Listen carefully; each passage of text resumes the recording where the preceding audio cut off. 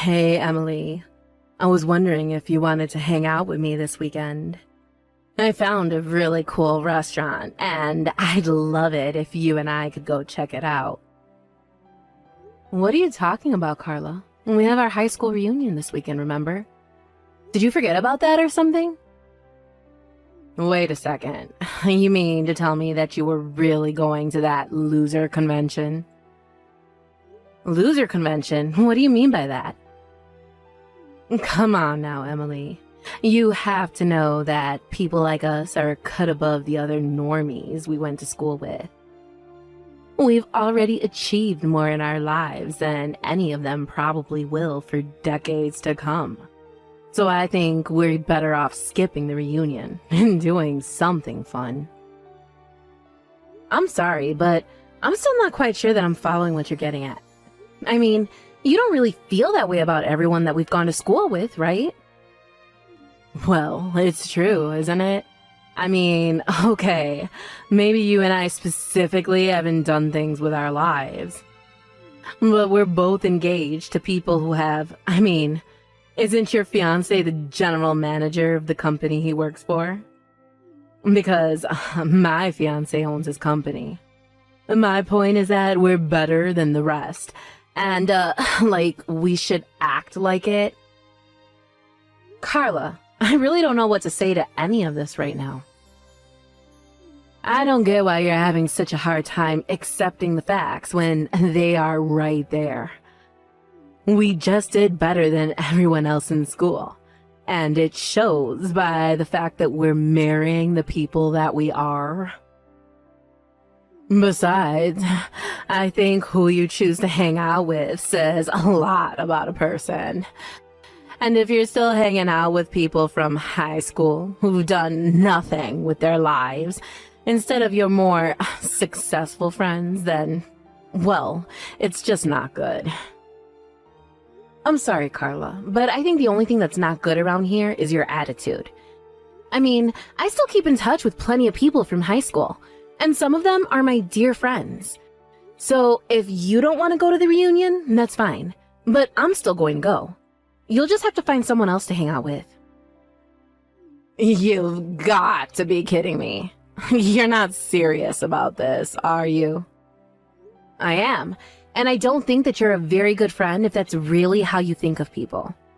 So please, don't try and lump me into the same camp as you. And one more thing you should know. I actually broke off my engagement with my fiancé last week. Hold on a second. You mean to tell me that you were going to marry a general manager and you broke it off? Besides, I heard that your fiancé was in line to inherit the whole company since he's the CEO's son, after all. Well, a lot happened between us and we realized the marriage just wasn't going to work out. But I'm free next month if you want to try and hang out, just the two of us then. I can let you know what times I actually have available in a little bit. You think I would ever lower myself to hang out with you now? What is that supposed to mean? Haven't you been reading any of my messages at all? It's all about who you know and who you're seen with. And if you're not a winner like me, then I really shouldn't be wasting my time talking to a loser like you. So now, I won't be hanging out with you anytime soon. Hey, Emily. I just walked outside my door and found all kinds of cooked food on my doorstep. And it's basically all the things that I love to eat. Even some of my favorite snacks are in here too. Did you leave all this here for me? Wow, you found all that a lot faster than I thought you were going to. But yes, I was a bit worried about you, so I went out and got you some treats. Wait, what? What do you mean? Why were you worried? Well, you're always talking about how busy you are with work and how you barely even have time to eat. So I just thought it'd be nice and bring some food straight to you. But I don't get it. We broke up, right? We even called off our engagement, so I don't understand. Especially after the reason why we had to break things off was so ridiculous. I'm surprised you still want anything to do with me. Hey, it's not like I don't get why we wouldn't have worked out. You started a company with your friend and it all went belly up. You were the one who told me that you just couldn't marry me like that. So in a way, you kind of did it all to yourself. But what other choice did I have but to call it off? I mean, I wanted to give you the world. I was planning a huge wedding for us, but then my friend screwed up our big project and our whole company fell apart.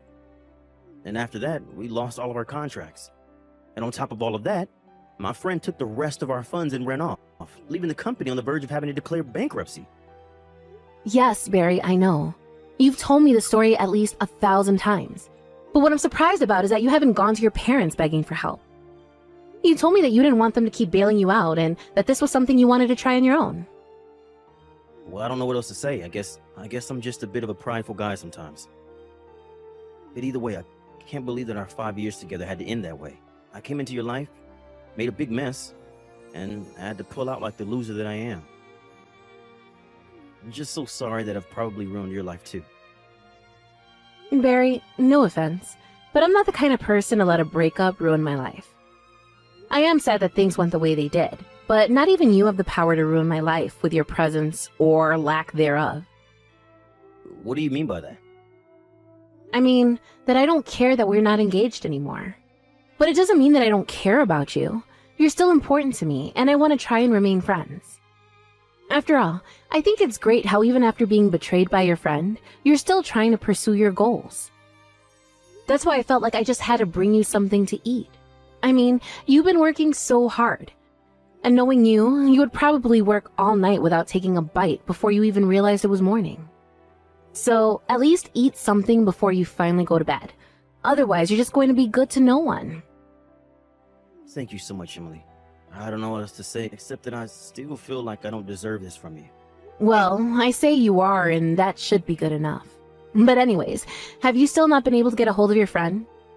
I mean, what do you think he's going to do with the money he took? I don't know because I still haven't heard from him. Although, I wouldn't be surprised if he just kept his phone on mute or even changed his number at this point. I even think that he might have moved away, but it's not like I can put out an APB or something. Especially not with a name like Jack Smith. Wait a second. Jack Smith? You know, now that you say that, I think I have a friend actually engaged to a Jack Smith. Oh, really? I wonder if it's the same person. That would really be some odds there. But you never know with these things. Well, how about I send you a picture of him? That way, if you ever find out that they are the same person, just let me know. Okay, sounds good to me. Anyways, good luck with the rest of your work. And you better eat something or else. Got it? Carla, what is the matter with you? Why would you do this to me? Why would you throw all this water on me? Aw, I'm sorry. I was just trying to think of a way to make you go home, and that's all I could think of. But this is what you get for not leaving when I told you to the first time. I just had to do something to make you go away, you know? No, I don't know. And just why do I have to go home, huh? I thought you invited me to your wedding because we were friends. Why even send an invite if you're just going to tell me to go home? You're almost right there. I almost saw you as a friend. But then you revealed to me that you were nothing but a loser. When I heard about how you broke off your engagement, I instantly started to regret inviting you here. And so, when I saw you arrive this morning, I knew that I had to do something. You could have just told me before I got there that you didn't want me to come. You didn't have to dump a bucket of water on me like some kind of middle school prank. I have had enough out of you. We're not friends, got it? I wouldn't want to be friends with some poor nobody like you anyways. I mean, you were so close to marrying so rich, and then you screwed it all up. You really think I'm poor? Is that what this is about? Well, of course you are. But then again, there aren't many women who I don't consider too poor for me at this point. But that's all their fault for not marrying rich like I am. You know, Carla, I think that you really need to be careful about jumping to conclusions about people. And this is a whole obsession with winners and loser and rich and poor is just too much. Don't you realize how rude you're being? Shut up, you poor loser. I don't need to take this from you. You could have been my friend, maybe even my equal, almost. But now it's far too late for any of that. And that's why you'll never be anywhere near my level again. What are you talking about? I'm talking about how you'll never be able to afford an amazing wedding like mine. And you'll never be able to live in the amazing condo building that I live in either. And you'll certainly never get a $30,000 wedding ring like I have. And you'll never be across your entire life as a sad, pathetic loser. I'm not like other women. I'm special. I'm the winner. I'm the best. I don't even think that I can keep talking to you like this. But if you want me to go home, then fine. I'll gladly do that. Good. Leave. Now. Nobody wants you here anyways. The only person who is going to rich and never have to work again is me. I'm the best. I'm number one. Except that you know your husband is here apologizing to me, right? What on earth are you talking about now, loser? Well, that's the thing. Your amazing winner of a husband is here on his knees begging me for forgiveness. He's still here in his tuxedo right now. I don't think I've seen a man do anything like this in a tux. It's kind of hot, actually. Literally, what are you talking about? Why would my husband be apologizing to you? Well, because you did something he feels that he needs to say sorry for. Of course, I don't see any reason why I should forgive you. Have you actually gone crazy or something? Start making sense now. I guess he's also very sorry because he ruined my engagement and ran off to get married himself. Hold on a second. I am so lost here. I mean, all I did was pour a little water on an unwanted loser. Why would my husband have to apologize to you for anything? Did he forget we're better than you? You don't get it. This is much bigger than you and your dumb prank. You see, it's your husband's fault that my engagement was called off. That's why he's here begging. But how? I still don't get it. Well, because it's his fault that my fiancé Barry and I had to call off our engagement. You see, Barry and Jack started a business together. But your new husband Jack made some pretty huge mistakes that ended up costing the company a lot. But instead of taking responsibility for them, he stole the rest of the company funds and ran off. My fiancé Barry was embarrassed and crushed that he said he wasn't worthy of me and called off the engagement. Wait just a minute. You're telling me that my husband and your fiancé started a business together? This is the first time I'm hearing about this. I didn't have too many details about what happened either, but Barry mentioned the name of his partner, and I realized it was the same as your then fiancé. I thought it might have been a coincidence, but then Barry showed me photos of them together, and I knew they were one and the same. Anyways, I confronted Jack in the changing room, and he admitted to it all. So naturally, I informed the police. But don't worry, I know that you want to have your wedding, so I told them not to show up until after the vows had been exchanged. But I guess I won't be here to see it since I'll be going home. But I hope the two of you get what you deserve. But you can't be serious, right? You really didn't do that, did you? Well, especially after you poured that water on me, Jack came running after me, begging me not to call the police. He heard about what you did to me, and that's why he's here begging on his knees for mercy. This can't be happening. Jack can't be going that to you. My husband would never. Well, I'm afraid he is. Of course, the whole situation was made much worse by the way you treated me. But anyways, the police have already been informed, so it's too late to change anything now. Oh, come on. You don't have to do this. I would be less concerned about that and more worried about wrapping up your wedding before the police get there. Emily, thank you so much. I can't believe you managed to track Jack down. You don't know how much worrying you just saved me. Well, it really all was quite lucky, if I'm being honest. But anyways, I'm just glad that we could find him. Anyways, what about you? How are you doing? Are you eating like I told you to? Yeah, don't worry. I've been eating out of that care package that you sent me, and I feel like a new man now. Some other good news. I feel like I might be able to restart my company. Really? You think you can turn things around? Yeah, I know that I've basically lost all of my clients, but now that Exodus has stopped and I'm left with the ones that really believe in me. Not only that, but they understood my situation and said that they would recommend my business to associates here.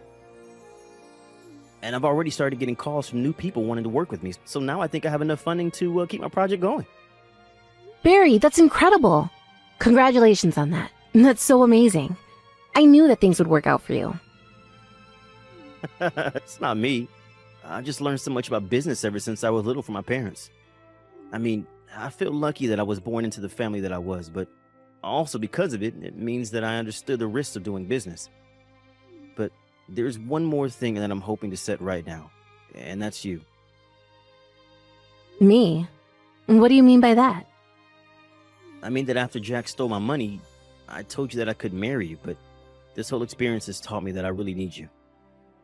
And now that we caught Jack, I want to ask again, will you marry me? Because if you say yes, I promise that I'll never let you go no matter what. I swear I'll do everything in my power to make you happy. Oh, Barry. I want to say yes, but I know you and your business too well.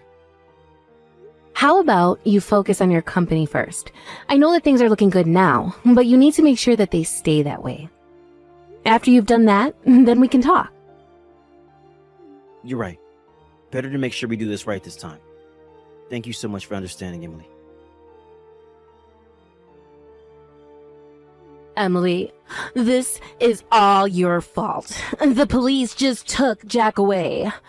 I had no idea that he had done such shady things in the past.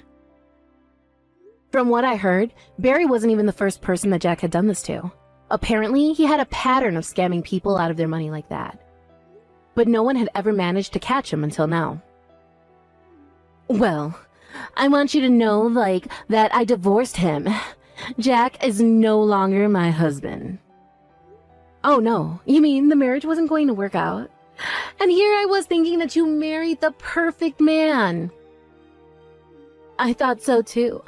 But he wasn't a winner like me at all. He was just a loser scammer who would have done the same thing to me. But I guess that means if you don't have a husband like Jack, that makes you a loser just like the rest of us, no? Especially after he was arrested just days after you two were married. But I guess that's what you get for always looking down on others because of who you were marrying. How dare you talk to me like that? I thought we were friends. Why are you being so mean to me? Is that supposed to be a joke or something? You insulted me the moment you found out I wasn't going to marry rich like you. Then you invite me to your wedding only to humiliate me in front of everyone, and then try and kick me out. And you know, I would have reported you to the police for what you did as well.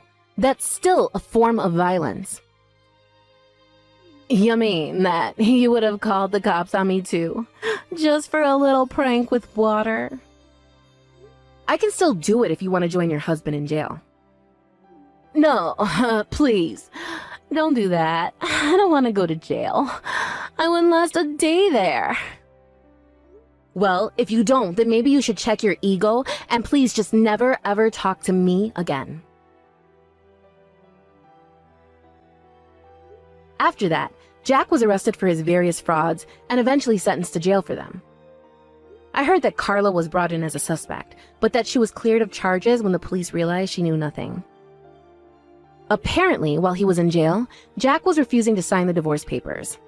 Carla was so nervous that he was plotting something with her bank account, so she withdrew all of her money and moved to a new state. Except that every time someone from her past would find her, she was so nervous about being found by Jack, even though he was in jail, that she would pick up everything and move again. As for Barry and I, it took some time, but Barry's company eventually took off into the success that we always knew it would be. The day he took the company public was the day that he proposed to me. I said yes, and we're set to be married next month. But us being married didn't mean that I flipped like Carla into some elitist monster. I still hung out with old friends from high school, and we all gossiped about Carla's situation. In fact, despite being married, very little has changed for me. I'm just glad that everything about the situation appears to have wrapped out quite neatly. Of course, it helps that Barry now has someone like me by his side to help vet potential business partners, and I plan on keeping it that way.